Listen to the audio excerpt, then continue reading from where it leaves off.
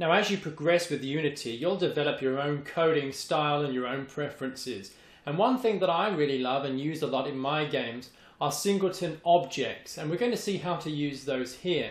Let's consider the scene that we have in front of us. We have 3 cube power-up objects and a first-person controller. So when I press play on the toolbar, you can see the power-up objects spinning around in the scene. And when I run through them, they disappear because I collect them and add them to my inventory. So I have now gone ahead and collected 3 power-up objects. Now I'm going to press stop on the toolbar. You can see I've coded a game manager class, and this has been attached to the terrain object, and you can see that component here in the object inspector, and it has a property here, game score. What I want to do is add 1 to that each time I collect one of these power-up objects. So by the time we've collected all 3 of them, the score should be 3. Now there are different ways we could go about handling this. We could, for example, each time we collect a cube, just search through the scene, find the terrain component, get the game manager component, and then add 1 to the game score. But the problem with this method is twofold. One, for a start, we don't know. We could have more than 1 instance of this game manager in the scene, and that is really not what we want. We want just 1 game manager and 1 game score. It wouldn't make sense if we had multiple versions of this class floating around in memory. The second thing that we need to consider is the fact that as we pass through these cubes, we don't want to have to run a load of code just to increase the score. It would be great if these cubes could just say, hey, increase the score by 1, and that's all. I don't care which object it is, I don't care where in the scene it is, just increase the score by 1. So we can use a singleton objects to achieve this kind of behavior. So let's see how to do that. So I'm going to jump over to MonoDevelop and bring that up here, and we can see that we have our game manager class, gamemanager.c#, and we also have a box script class here, and the box script class is really just responsible for rotating the cubes on the update function here on each frame, and we also have the onTrigger enter event, which is called on the box every time we collide with it. Right now it just destroys the game object and removes it from the scene whenever we collect a box.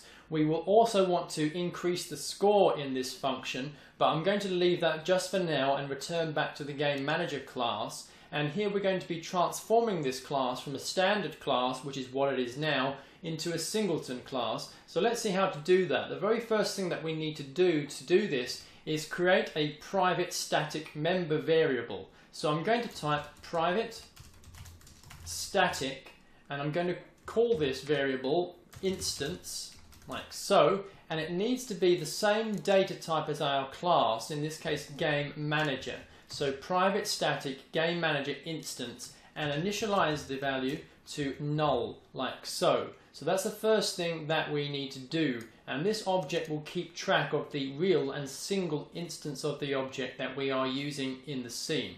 Now the next thing I need to do is create an awake function. This is going to be called whenever the object is created. And in this awake function, what we need to do is we need to check if there are any duplicates of our object in the scene, and if there are, then we need to remove them. So rather than type in every single line of code here, I'm just going to paste in the code.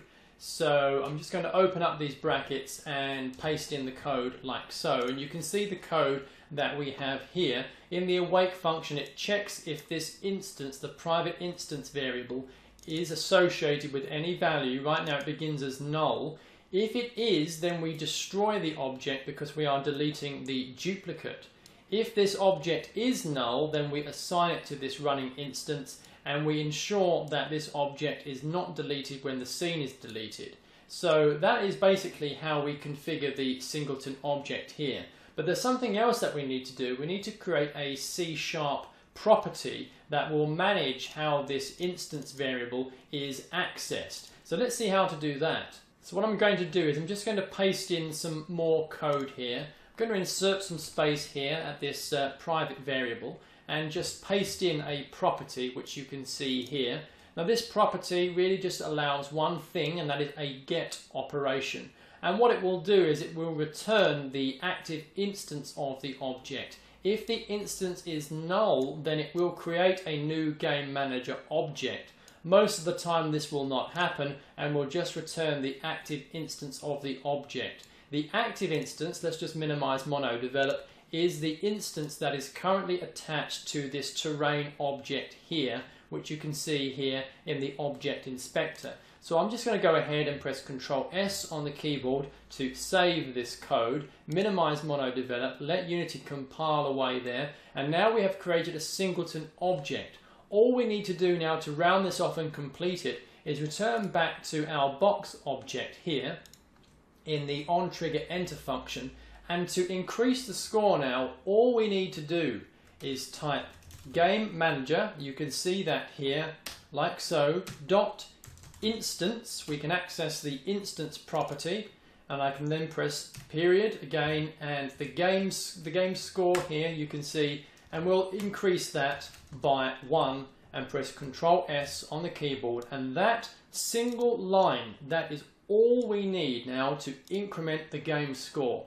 So I'm just going to minimize MonoDevelop, let this compile, make sure the terrain component is active so that we can see the game manager in the object inspector, and keep an eye on the game score as we go around collecting cubes. So I'm going to run through the first cube. Notice the score there is 1. Run through the second one, the score is 2. Run through the third one, and now the score is 3. And in just a few lines of code, we've managed to create an architecture here that is very, very suited to this kind of setup. So that is how we can go ahead and use a singleton object to create a main game manager that can keep track of the game score. So this represents the second stretch of this course, where we looked at C#, we've looked at all kinds of things from singleton objects and components and code routines and all kinds of delayed and scripted and timed behavior. So I hope you've found it helpful. It's been really great having you on board. This has been Alan Thorne, and this has been 3D Motive. Thank you very much.